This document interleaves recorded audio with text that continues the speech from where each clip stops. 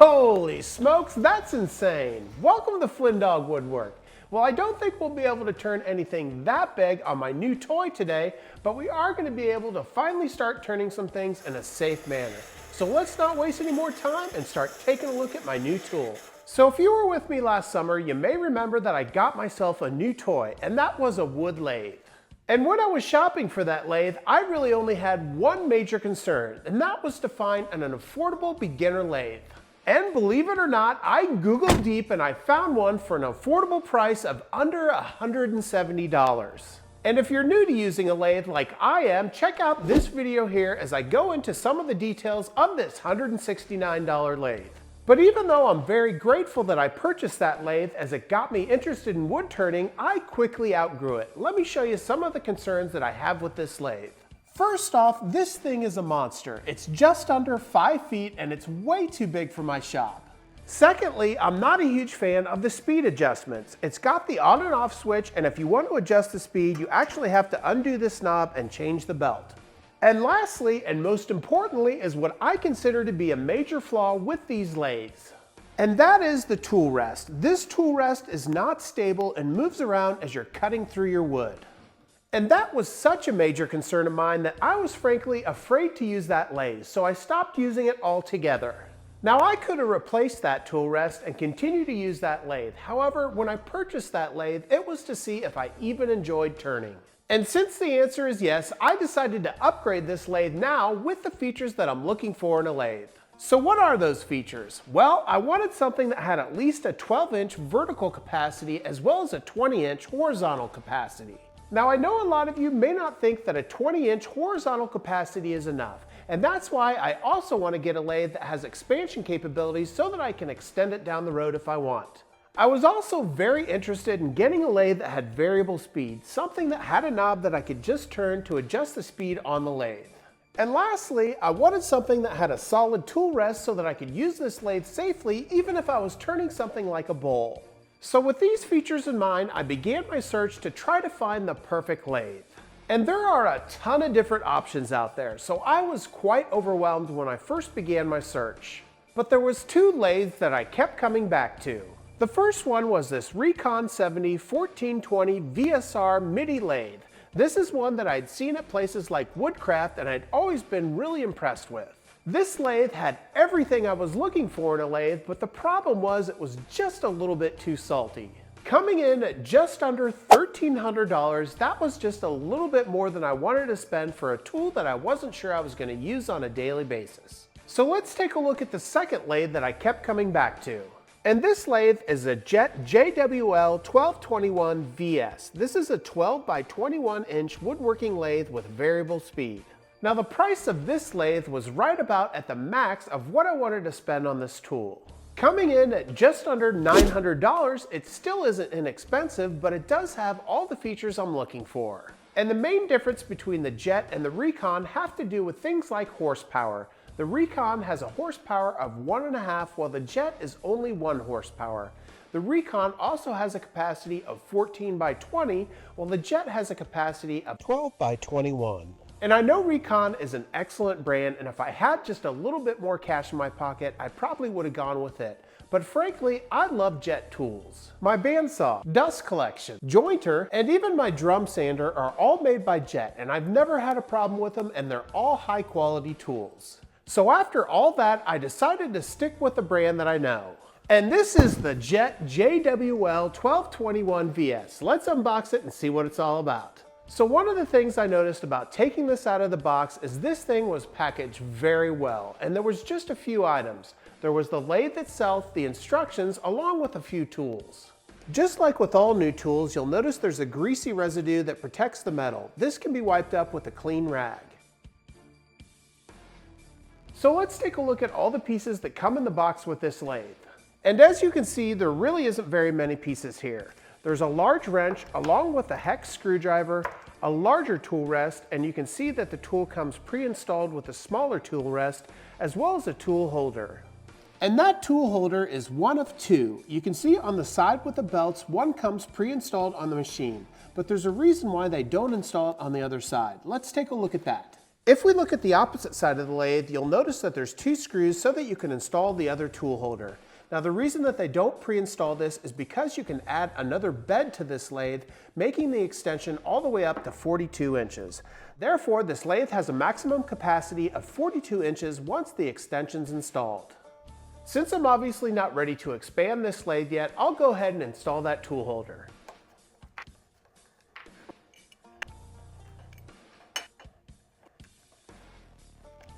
With the tool holder installed, this easily holds all of your accessories. With both tool holders installed, let's dig into the belt system of this lathe to see how we can adjust the speed.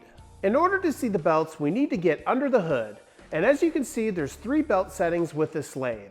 The low setting goes from 60 RPMs to 900. The medium goes from 110 to 1800, while the high goes from 220 to 3600.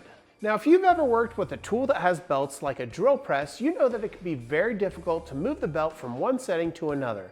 However, this lathe has a unique design that makes it quite easy. If we take a look underneath the lathe, you'll notice a little tab here, and if we pull this tab towards us, there's a little handle where we can raise the entire motor of the lathe. This reduces the tension of the belts on the machine. With the tension reduced, you can see how easy it is to move the belt from one setting to another. But that's only the top half of the belt. Let's take a look at the side of the lathe to see how we adjust the bottom half of that belt. On the very bottom of the side of the lathe, you'll notice there's a magnetic door that you can open up so that you can adjust that belt to the appropriate setting. Once you're done, you simply close the door and it latches shut with that magnet. Once you've made all your adjustments, it's extremely easy to add tension back to that belt. All you need to do is to push down on this lever here and the tool will automatically tighten that belt and ratchet into place. With the belt in its new setting, you can close the hood and begin turning. Now let's take a look at the display panel to see how the variable speed works with this machine. And these are some pretty simple controls. At the very bottom is the on and off switch with a lock. Once you turn it on, it tells you whether or not you're going forward or backwards. And then you can see the RPMs. To adjust the RPMs, you simply twist this knob left and right to move it faster or slower.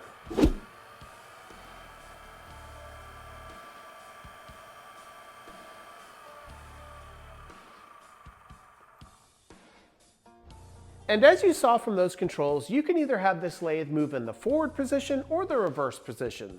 With a simple flip of the switch, it'll either rotate forward, which is counterclockwise, or reverse, which is clockwise. Now let's take a look at the tool rest and the tool rest locking handle, which was one of my main concerns with that beginner lathe. As I mentioned earlier, this lathe comes pre-installed with a smaller tool rest. In order to change out the tool rest, you simply twist this knob on the very right-hand side. And then the tool rest will slide right out. You can add the new tool rest and lock it into place with the same knob.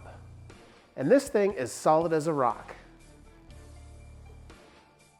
Not only is it extremely easy to change out that tool rest, but it's also very easy to maneuver that rest around the lathe. And that's where this big handle comes into play. If you twist it to the right, you can easily maneuver this tool rest anywhere along the lathe, including into the center, which is ideal for bowl turning. Once you're happy with your setting, you simply twist the knob to the left and lock it into place. And that's a huge upgrade from these tiny twistable knobs and these hard to reach levers on this old lathe. Next, let's take a look at the tailstock of the Jet, as it's just as easy to maneuver as that tool rest. If we take a look at the tailstock, you'll notice a large lever on the side. If we pull this towards us, you can easily maneuver the tailstock forward and backwards along the bed of the lathe. Once you're comfortable with the setting, you can lock it into place by pushing the lever forward. Let's continue to look at that tailstock and take a look at some of the features associated with it. First off, on the right-hand side, you'll notice the quill locking handle. When this is locked into place, it prevents the hand wheel from turning. If we loosen this locking handle, we can then move the hand wheel back and forth as we desire. Now this may be a little bit difficult to see, but there are measurements on the center of this tailstock, both in imperial and metric, so that you can tell how much you've adjusted it forward and backwards. Now let's take a look at the headstock and see some of the features associated with it. Right off the bat, you'll notice that the headstock comes pre-installed both with a faceplate as well as a center spur. The faceplate is held into place with 2 hex screws on either side, and once those are loosened, you can then remove the faceplate with the included wrench. When using that wrench, you're going to want to lock that spindle into place using the spindle lock. And the spindle lock is located on the back of the machine, and by depressing it, you can lock that spindle into place.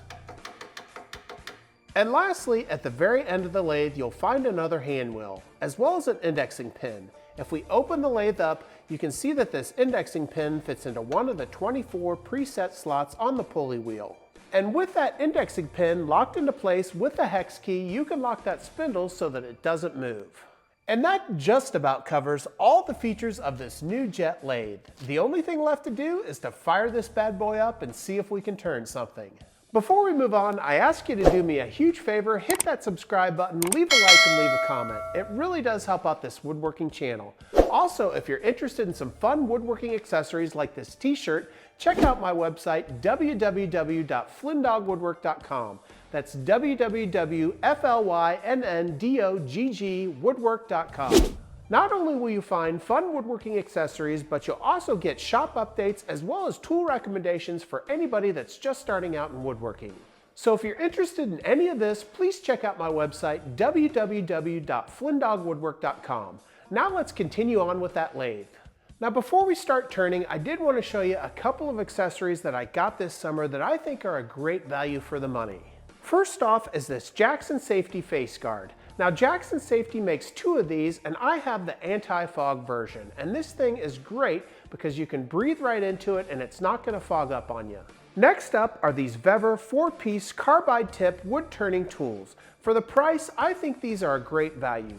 You can get these for about $63. Now just so everyone knows, I'm an absolute beginner when it comes to wood turning, so take that into consideration when you're watching me turn. So for this video and the first use of this tool, I just want to create a simple candelabra that I can put one of those fatter candles on. So yesterday I glued up 3 pieces of Honduran mahogany to use as a blank. And to prevent me from chewing away a ton of material, I'm going to cut 45 degrees on each one of these corners.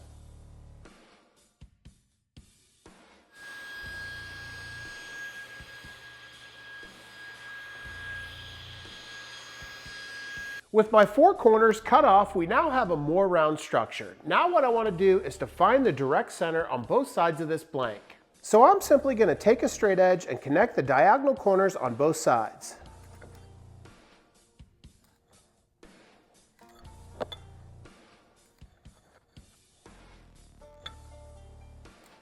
Now that I've found the center point on both sides of this blank, let's go over to the lathe and take a look at how we're going to connect this. And for this project, I'm simply going to use the spurs on both ends of this tool. And if we push the 2 spurs together, you can see how they perfectly line up. So I'm simply going to take one of the center points and line it up with the left-hand spur, and the other center point and line it up with the right-hand spur. With both center points aligned, I'm now going to tighten it down so both of those spurs dig into the wood.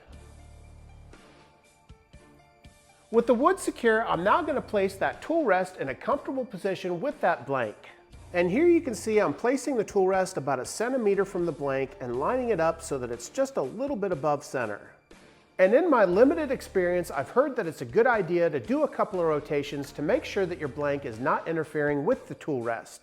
And to rough this cylinder out, I'm first going to grab my round gouge. Now I'm going to turn that lathe on and set the RPMs. Now this blank has got about a 3.5 inch diameter, so I'm going to set it to about 1,000 to 1,200 RPMs.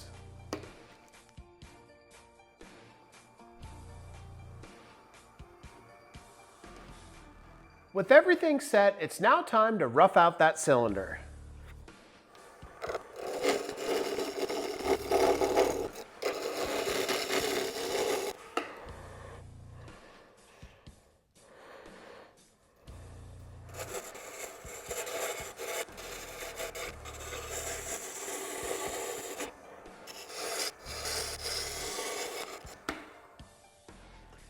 With everything smoothed down, you can see we now have a nice cylinder, and we can work with this to create any design we want. The next tool that I'm going to grab to smooth it out just a little bit more is the carbide equivalent to a skew tool. And this tool simply has straight edges on all 4 sides.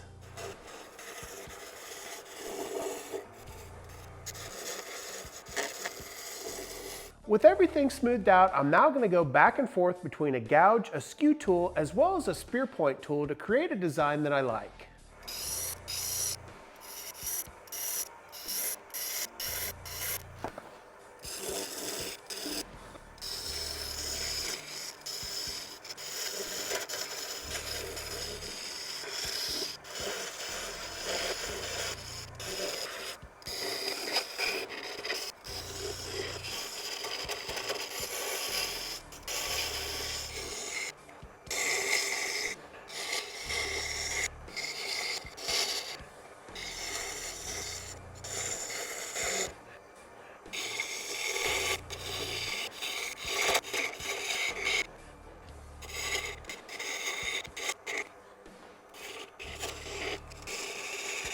And I think I'm going to stop it right there. Now, as I said before, I'm a beginner turner, so I don't have a whole lot of skills to work with, but I am pretty impressed with what I have so far.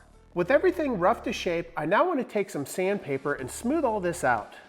And I'm just going to use some 150 orbital sandpaper.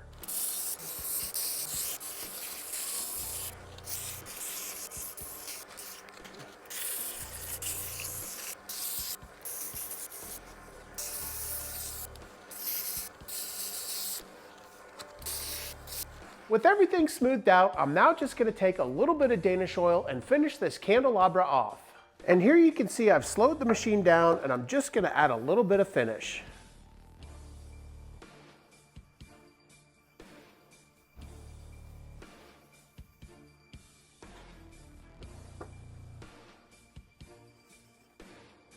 Once we're done with that, I can now release the candelabra from the lathe and finish it off. And all that's left to do is to add a candle and light it.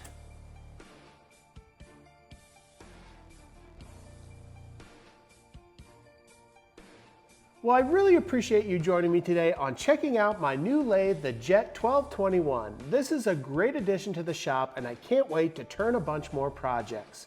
If you haven't already, make sure you hit that subscribe button, leave a like and leave a comment. Also, check out my new website, www.flynndogwoodwork.com. Until next time, take care as always.